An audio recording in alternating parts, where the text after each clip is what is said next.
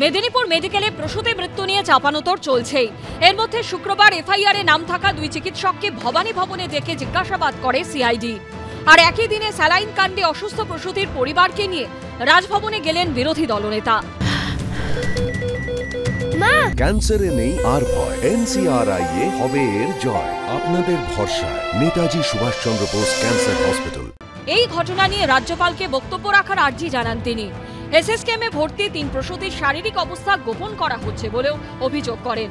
Saline কাণ্ডের প্রতিবাদে শুক্রবার কলেজ স্কোয়ার থেকে মোহাম্মদ আলী পার্ক পর্যন্ত মিছিল করে বিজেপির চিকিৎসক সেল। যোগ দেন শুভেন্দু অধিকারী, অগ্নিমিত্রা পাল রাও। মমতা বিষ ঢুকিয়েছে হাজার হাজার লোককে, লক্ষ লক্ষ মায়ের শরীরে তালিকা চাই, তালিকা চাই, তালিকা চাই। যদি শুধু ডাক্তারদের জন্য হয়ে থাকে তাহলে কোম্পানিকে ব্যান করা হয়েছে কেন? একদম মানুষ জানতে চায়, বিজেপি জানতে চায়। তদন্তে এত ভয় কিসে? যে ডক্টরদের কাছে নোটিশ যাবে বা পুলিশ তদন্তে সহযোগিতা চাইবে, তারা সহযোগিতা করবেন। সেখানে ডাক্তাররা, সরকারি ডাক্তাররা সরকারি হাসপাতালের নির্ধারিত কাজ সাধারণ মানুষের কাজটা করবেন না, তারাও জুনিয়রদের হাতে ছেড়ে দিয়ে চলে যাবেন। আবার সেখানে বলতে গেলে তখন সেখানে রাজনৈতিক দল বাধা দিতে আসবে, হয় নাকি? অন্যদিকে স্যালাইন কাণ্ডের প্রতিবাদ মিছিলে ধস্তাধস্তির ঘটনায় ডিওয়াইএফআই নেত্রী মীনাক্ষী মুখোপাধ্যায়ের বিরুদ্ধে জামিন অযোগ্য ধারায় মামলা করল পুলিশ। স্বাস্থ্যমন্ত্রীর ইস্তফা চেয়ে বুধবার মেদিনীপুর শহরে বিক্ষোভ মিছিল করে সিপিএমের ছাত্র, যুব ও মহিলা সংগঠন। কালেক্টরেটের সামনে মিছিল আটকাতে পুলিশের সঙ্গে তুমুল ধস্তাধস্তি বেঁধে যায়। আহত হন বেশ কয়েকজন বিক্ষোভকারী। পুলিশের দাবি, লাঠি সোঁটায় ইট নিয়ে তাদের উপর হামলা চালান সিপিএমের ছাত্র, যুব ও মহিলা সংগঠনের নেতা কর্মীরা। জখম হন কয়েকজন পুলিশ কর্মী।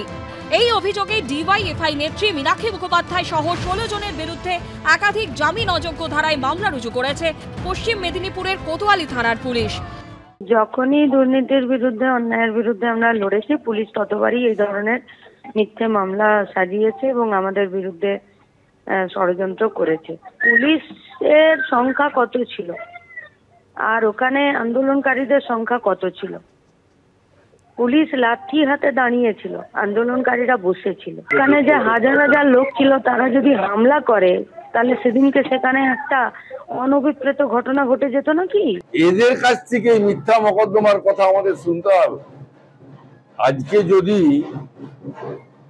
ওই এসপি বা ডিএম এর অফিসে ঢোকার চেষ্টা করে, সেখানে ব্যারিকেড আছে, পুলিশ আছে, প্রচুর সাধারণ মানুষের কাগজপত্র আছে, ওইখানে ভিতরে ঢুকে লন্ডভন্ড করার একটা চক্রান্ত ডিওএফআই বলুন আর সিপিএম বলুন চেষ্টা করেছিল। পুলিশ তো রুখবেই। পুলিশ কি রসগোল্লা ছুড়বে? সব মিলিয়ে স্যালাইন কাণ্ড নিয়ে এখনো সরগরম রাজ্য। উজ্জ্বল মুখোপাধ্যায়, শিবাশিস মৌলিক ও সোমেন চক্রবর্তীর রিপোর্ট, এবিপি আনন্দ।